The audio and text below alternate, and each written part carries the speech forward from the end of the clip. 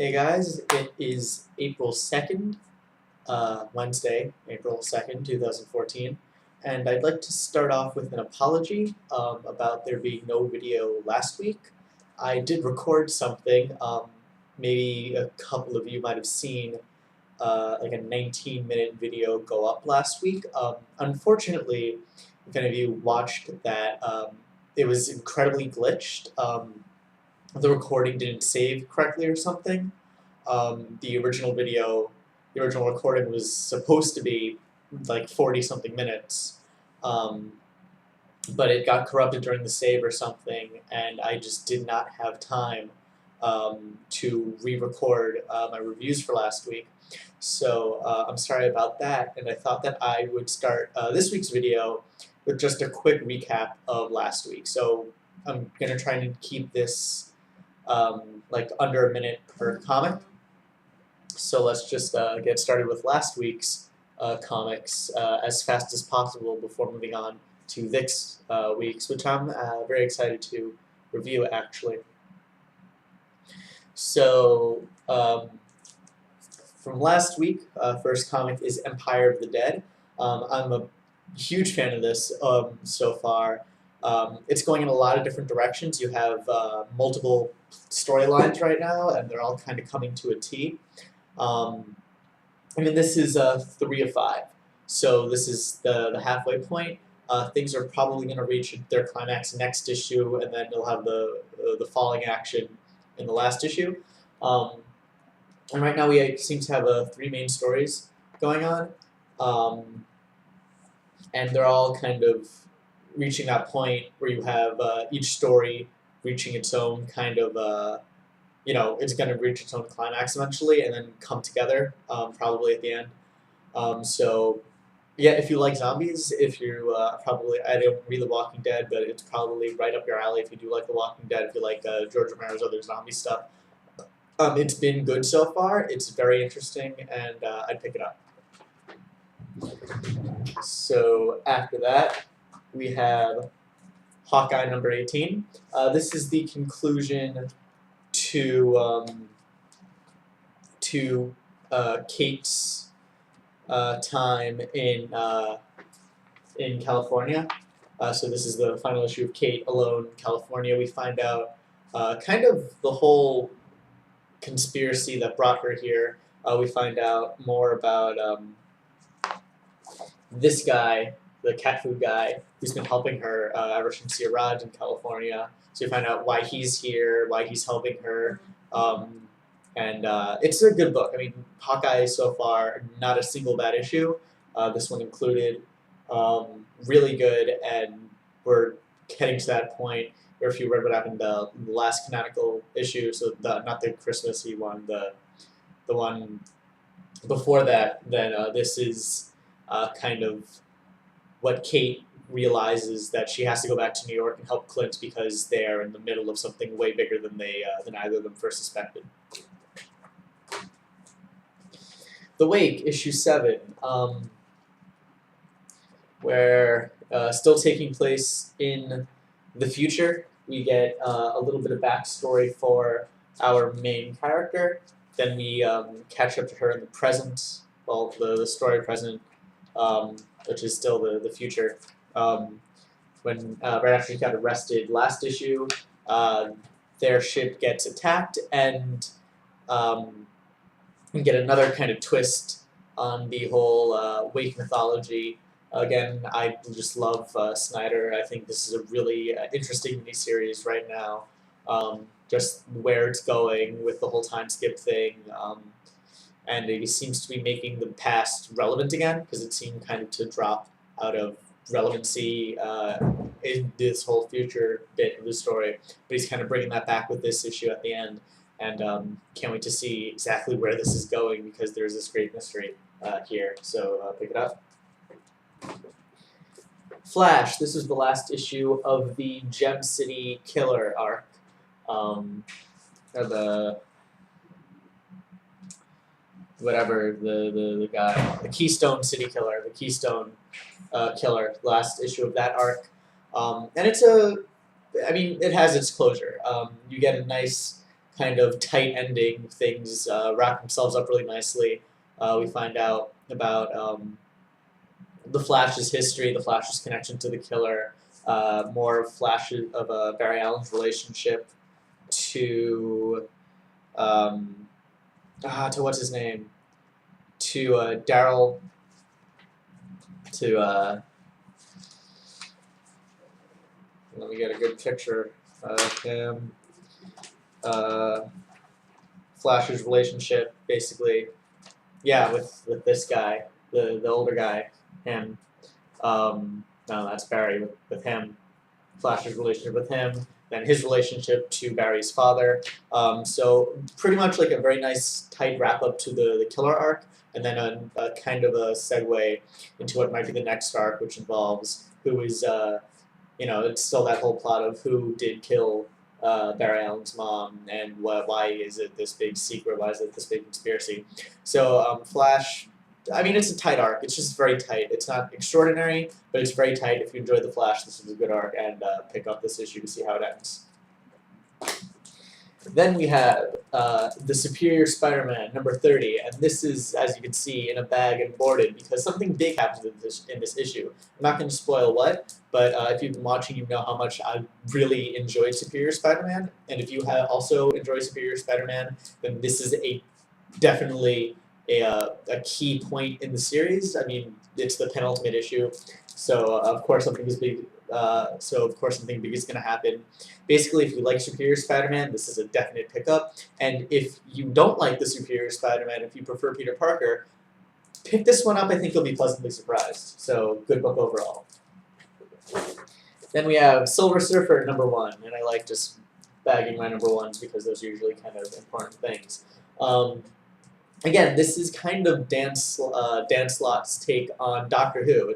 You have this really kind of this really powerful alien creature who's exploring all through space, kind of trying to make amends for what he did in the past, and the Surfer is kind of roped into this planet in order to be the guardian of this planet from this very powerful queen, the Nothing Queen or something. Let me try and remember. The Never Queen, yes, the Never Queen that seeks to destroy this world that the Silver Surfer is now bound to protect. And just to make sure the Silver Surfer protects this new world, they kidnap this girl, who he really doesn't know, but a magic computer basically says she's the most important girl in the universe, and it's she's the perfect ransom to keep Silver Surfer from going back on his word to protect this planet. And so very kind of Doctor Who so far. You have the really important girl who might be a MacGuffin of some sort, the really powerful alien who is traveling all through space and probably going to show her all these wonderful things. And she's kind of like an interesting character because she's lived in the same city, her like small town, not even a city, it's like the small kind of beachfront town her whole life. So she really needs to explore because she's been in the same place her entire life, and he's been everywhere, so it's kind of very Doctor Who. I'm very excited because I like Dan Slott, I like Doctor Who. This issue was really good. Pick it up if you like either or anything really, or just want to get interested in a new comic. This one's really fun. And finally, from last week, we have Sandman Overture number 2. And this one is a hard one to recommend unless you have read the previous Sandman stuff. Sandman is my favorite piece of written anything ever, like book, comic, just anything. Sandman is my favorite kind of piece of art that involves mainly words as its narrative form of storytelling. And if you read that, if you enjoyed Sandman, you can clearly see that Gaiman is expanding the mythology a lot. This is a prequel, but of course time in the Sandman series has always been kind of relative and not linear. So in some ways this follows the events of Sandman, and then kind of builds on those, kind of, tearing down the very kind of closed wall that Gaiman did when he ended Sandman, and then expanding, like, right now it's a lot of scaffolding. He's building this new wing onto the Sandman, onto the Sandman pantheon, basically. And unless you have read Sandman, this is going to be very confusing, very hard to get into.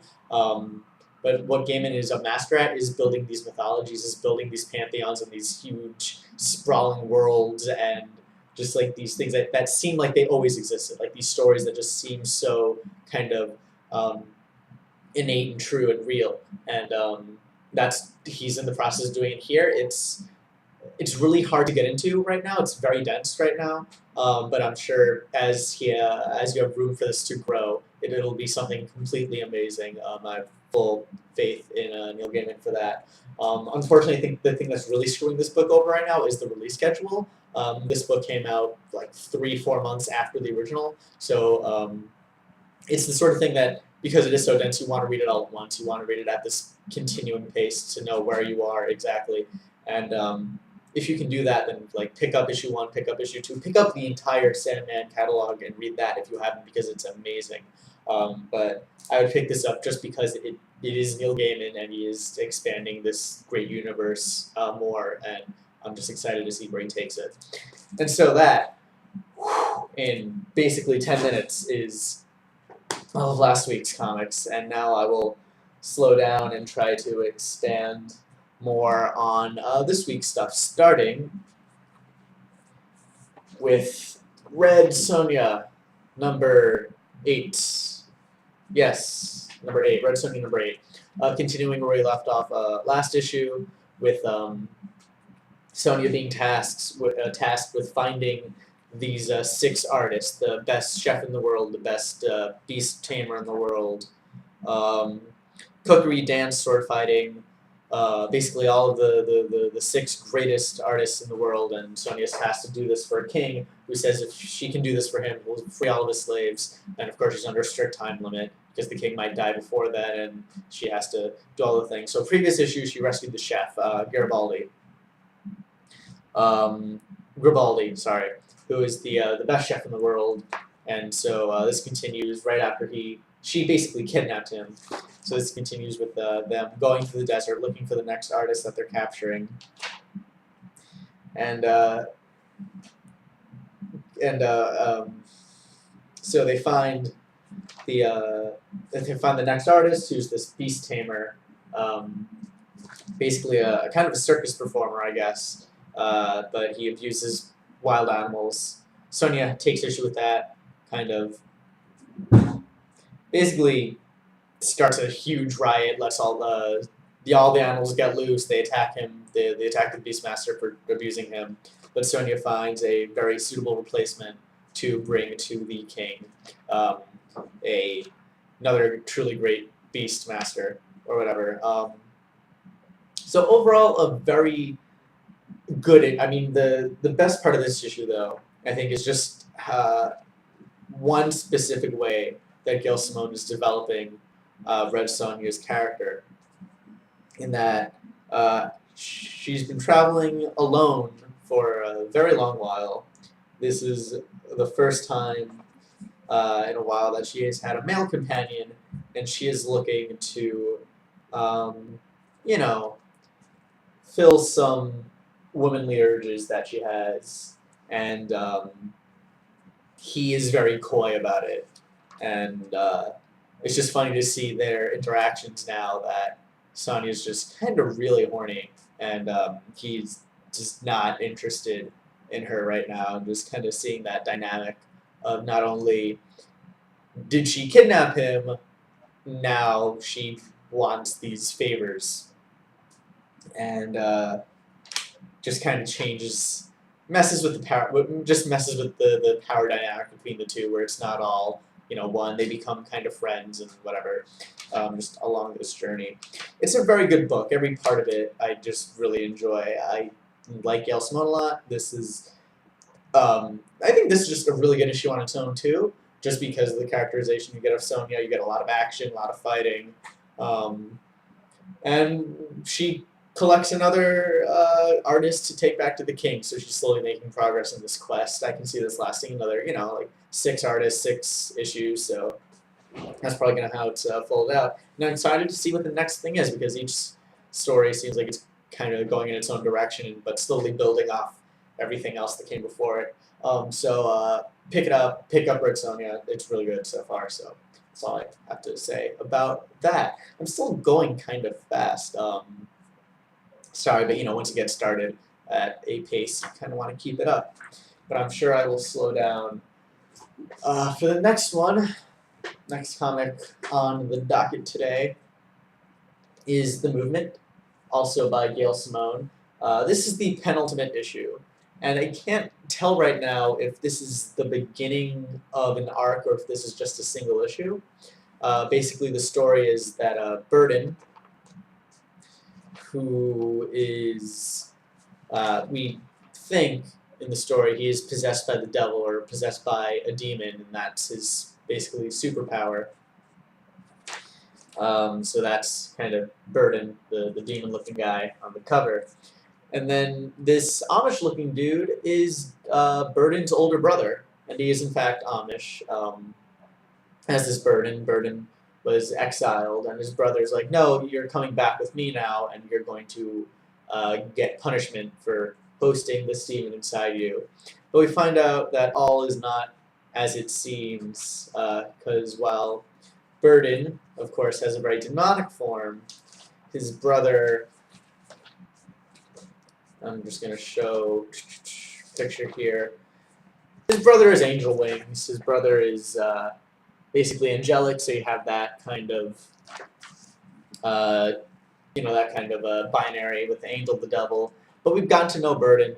Burden he's a very nice kid. So we find out that all is not as it seems with this whole angel demon dichotomy, and that we just learn more about Burden's history. And Burden has been one of the more interesting characters, just because he's kind of been this very closeted character who's afraid to really come out of his shell because of how his family treated him in the past. And he's had a lot of monologue about this, that he feels so sorry, he's kind of lost, he still believes that he is possessed, that he is holding this terrible thing inside of him. And we get a good closure to just that arc of his story right now. So it's a very Burden-focused comic. It's a lot more focused overall than The Movement has been, and I think that the book is definitely better for the focus, for focusing on one character, to be the lens of this art of this one book, as opposed to having all the characters split up as they have done previously in The Movement. So this is probably one of my favorite issues, just because it is very focused. It is a very tight story. And Gail Simone's writing really stands out. Her writing of these very diverse characters and their interactions, and they all seem to really like each other in their company, and that's just very enjoyable to read. Gail Simone is great at teen comics. If you read Secret Six, you know this. And while I couldn't always recommend The Movement, this issue, I'd pick it up just as a single issue. And it helps to know a little bit about who the characters are. But I think just as a kind of character coming out of a shell, as someone learning that, they're not as bad as people might think they are, tell them they are, that, it's just a good book just like for that. It's kind of after-school PSA, but it's a very well done, very well written, and illustrated book. So that's my take on that. Next up, we have Moon Knight, Issue 2. Now, if you saw my previous video with Moon Knight Issue 1, you know that I really enjoyed it. And this one is a lot like the first issue, and that is not a bad thing at all. Of course, the first issue was self-contained, single issue, and I think this one is too. It has that sort of pacing, it has that sort of payoff and closure at the end, and it's just as simple in terms of premise, where the first issue was Moon Knight hunting this guy in the sewer. Issue 2 is Moon Knight going after a sniper. And the first few pages of this book are just brilliant in terms of the way that the layout. So you start with 8 panels, each their own person doing their own thing, and one panel is rented out, as you see in the bottom right there, and that's someone who obviously got sniped. And then as you go on, that panel disappears and another person is sniped, and the next page is that panel disappears and another person is sniped, and you go through the first pages, panel disappear, snipe, and then basically until we get to the title page, we have, I'm not going to spoil the whole bit, but then you have last person getting sniped, and then the title page, which is Moon Knight going on the hunt, going on the chase, and this is kind of a short chase comic, and it's just called Sniper. It's not Sniper Part 1 or whatever, so I'm pretty sure this is another single issue. And the art, just like this bit, I think is just a genius device, but then the rest of the art is just gorgeous. Just the contrast between black and white in this book is amazing, and the size, the movement that you get is just incredible. And aside from the opening narration, which is the monologue from the sniper, there's barely any dialogue at all. It's basically a silent comic. And just the movement, the fluidity, and then the contrast, and the just Moon Knight's shape and form is so beautiful to watch as you move from panel to panel. This is an incredibly good comic. It's simple. If you want something like a very complex, deep story, I can't recommend this. But if you just want a really nice, tight, beautiful read, very cinematic. This is like a 15-minute just chase kind of thing. It's incredible.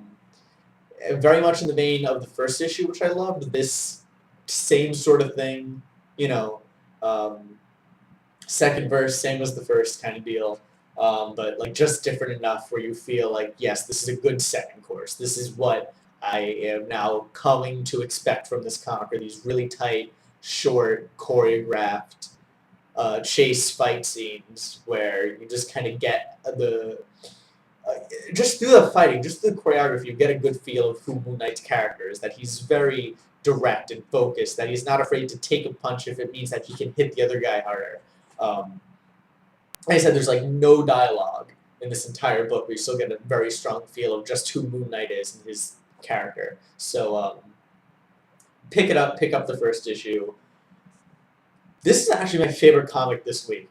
We still have 2 more to go, but this was I found amazing and just so tight, just amazing. Just such a well-constructed read. So this is my recommendation of the week, which apparently I do now. But we still have a few comics to go. Well, 2.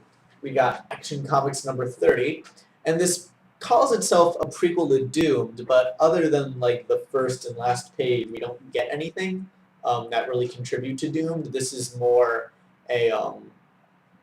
the final issue of the arc that started with the new creative team, with Greg Pak taking over, following the thing with Ghost Soldier in the last issue, and you get a little bit of Doomsday in the front here to set up Doomed. And a quick FYI, I won't really be reading Doomed because I'm not a big fan of Scott Lobdell, and he's the one writing the main Doomed arc. So I'll be following it with this comic and with Superman, Wonder Woman, but I won't read the main thing. So yeah, well, we start with the Doom thing for the first few pages. Jumps right back into the last arc with basically Superman has knocked out Ghost Soldier and is trying to find out where he came from in order to stop the organization that sent him. And he finds the leader of this organization who has the power not only to create these ghost soldiers, but to raise the dead and literally create an army of ghosts. So pretty interesting. And I just love this splash. I just love Superman. I love the way that Cutter, I'm going to call him Cooter because it's a K-U, so Coo. How Cooter uses his colors. They're very bold and kind of, just bold, and the same thing with his lines for the most part. It's just it's very cartoony, but there's just so much there's just it's so clean, and I really love this art style for Superman. Just these bold colors and lines, and just very clean, very. I just like it a lot. And you have this story that involves Superman flying around, punching things, but also, um, basically the leader of the Ghost Warrior thing says you're too compassionate. You can't take direct action when you need to, and then Superman basically proves that compassion wins the day more often than not. So it's a bit removed from the rest of the arc with the underground and all that. Um, really, the thing tying this whole arc together is Ghost Soldier. So this is the end of Ghost Soldier going after Superman, and just I think a way to tie it up before Doomed comes out. So just as a finale to the arc, um, it feels kind of removed. It could have ended last issue probably, but just as a book where you see just Superman kind of do something that's not terribly offensive. It's not terribly interesting either, but um, if you're fine with the ending to the last arc and you don't really care what happens to Ghost Soldier, I mean, it's nothing spectacular. You're not really missing out on much if you don't pick up this book, but uh, it doesn't really hurt. I can really go either way. I enjoyed it, but I'm kind of a sap for Superman proving that compassion is better than just punching things a lot, even though I do also enjoy the punching things, but that's kind of me. I don't know your feelings about. Please, feel free to tell me if you think the Superman compassion thing is kind of gooey and corny or whatever. But it's just something I enjoy personally. So if you also enjoy it, this might be a good book. If you also read the rest of the arc, but if not, if you felt like I got closure last issue, then you would really don't have to pick this up. So that's that. And then the last issue I'm talking about today is Detective Comics number 30. And I was really excited about this one because it's the first issue of Detective Comics that uses the new creative team, which is the same creative team that worked on the Flash comic since the New 52 reboot, which was one of my favorites just through the reboot. So now they're moving on Batman, and this is their first issue taking on Batman. And what initially struck me was how well the art style, it's the same artist who worked on The Flash, and how well his art style works for Batman, because it felt very flashy, I guess. It felt just very fitting for Flash in terms of the soft lighting and the kind of more palette colors. But in this book, Batman is very dynamic. He moves a lot, and that fits very well. It wasn't that this art style fit the Flash. It's very good at showing movement, and big movement, like this initial splash of Batman kind of just jumping off a gargoyle. It's very good at showing these kind of big movements and these very soft colors. I mean, it's a different take on Batman because we're used to Batman with these very kind of high key lighting and very dynamic black and whites. And this is it's a softer take, just color wise, and I think it works very well. I enjoy the change. But you also have panels like this, or pages like this, where you can see Batman's eyes squint, and the softer colors work just to make Batman a more human character. I just love the color on this page. I love from the squint to Batman opening the store and rescuing a bunch of children. I mean, I have no idea how to pronounce this name. I wish I did. Buccellato? Buccellato? It looks Italian, maybe. Buccellato, whatever. I mean, not whatever, because I do admire this guy's art. It is fantastic. It's just, I love it. And I was a bit, I was kind of wondering before I read it, will this art style really work for Batman as well as it did for Flash? And I am pleasantly surprised that it does. Just the way he handles the night. I mean, just every page is gorgeous. I love it. And I love this kind of softer take on Batman just because we've had so much of this dark, contrasting stuff, which I also enjoy. But it's good to have change. Change is good. Variety is the spice of life. So the main, like the beginning story, the opening bit is Batman basically rescuing these Chinese children from a gangster uh, organization.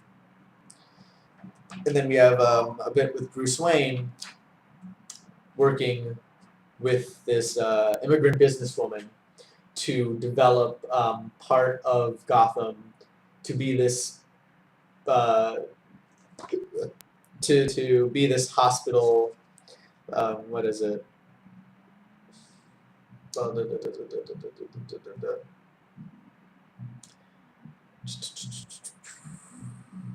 Yeah, by building a free like drug clinic and medical center and hospital for this very impoverished part of Gotham.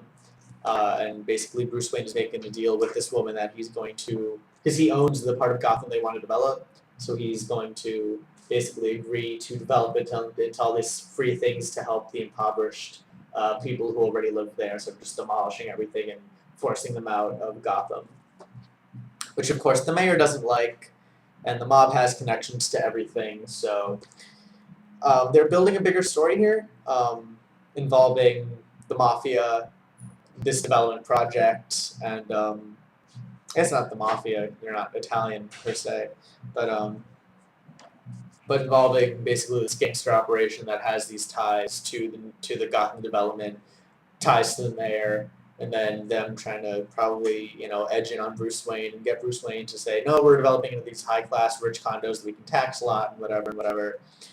And then Batman, of course, has to stop him at a different time. But and it's not an amazing single issue. There's more kind of setup than there is payoff.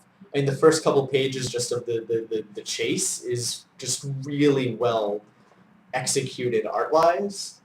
Even if the writing isn't anything spectacular, just the art is amazing. I'd pick it up. I would honestly pick up this book for the art alone.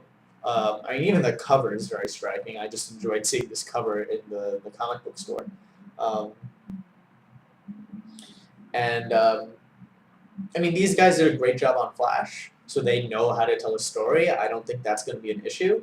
So I would trust them. I mean, the first issue, just story-wise, lots of setup, but you do get enough action, they think, the beginning to tide you over. It's not a boring book by any means, but the story is still, it's kind of top-heavy right now, and we need, I think, more development just to call it a good story. This might be better in trade, depending on how the story goes, but I would pick it up, like just this issue right now, just to show your support for this new creative team, and because the art is just gorgeous. And that is that for this week in comics. I hope you enjoyed. I know I kind of rushed through everything today, but I did have 2 weeks of books to go through, and I didn't want this to be a 40-minute video again, which it's not, unless I rant for 7 minutes about something, but I'm not planning to, so hopefully I won't.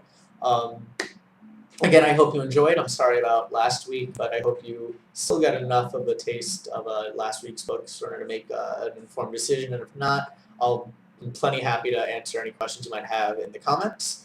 Also, feel free to leave your own opinions on any books that you read last week, this week, any week, really. Recommendations on things you think I should read or pick up. And I'll, try to respond if I have time in anything, like, relevant and meaningful to say. So, I hope you enjoyed. I hope you want to tune in next week. And, yeah, thank you again for watching.